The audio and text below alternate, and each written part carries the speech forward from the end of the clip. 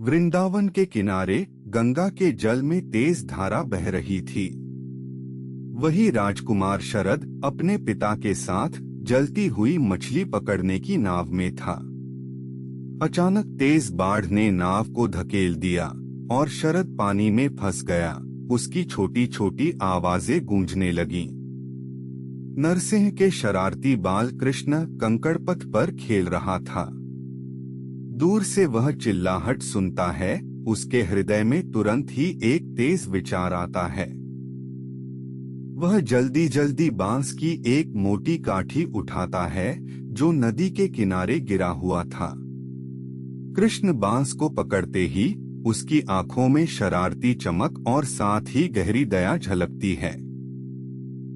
वह बांस को तेजी से घुमाता है जैसे कोई जादूगर अपनी छड़ी चलाता है।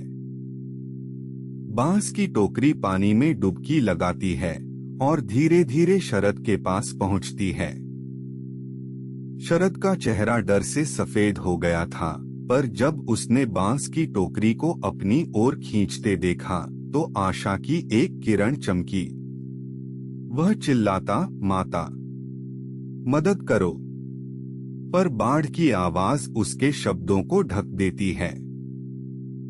कृष्ण बांस को एक एक करके धक्का देता है और टोकरी को शरद की ओर ले जाता है।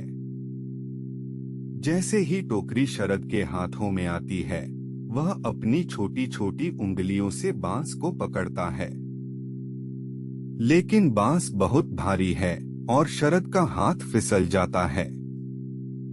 तभी कृष्ण की हंसी गूंजती है, एक मीठी शरारती हंसी। वह बांस को अपने कंधे पर रखकर पानी की तेज धारा के विरुद्ध आगे बढ़ता है। उसकी छोटी छोटी पैरों की थिरकन पानी के लहरों के साथ ताल मिलाती है।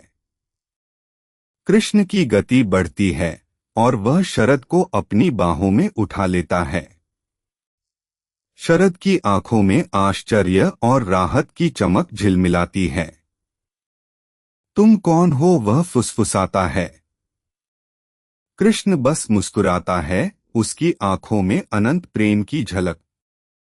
जैसे ही वे किनारे की ओर पहुंचते हैं, राजकुमार के पिता राजा विक्रमादित्य बाढ़ के बीच में खड़े होकर अपने बेटे को देखता है। वह आंखों में आंसू और कृतज्ञता के साथ कहता है, हे भगवान, यह बाल कृष्ण है। कृष्ण अपने छोटे छोटे हाथों से बांस को जमीन पर रखता है, फिर शरद को राजा के सामने सौंप देता है।